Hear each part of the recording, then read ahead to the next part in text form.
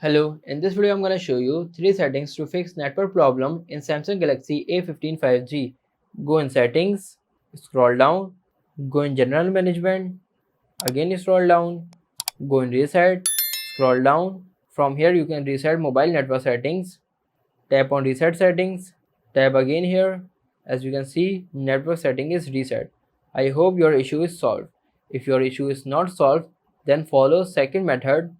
Go in settings, connections, mobile networks. Here you can see network mode. Tap on it and select the latest LTE 5G, 4G or 3G according to your country. Make sure this option is enabled in your device. If it is not enabled, you can simply enable it by tapping on this toggle.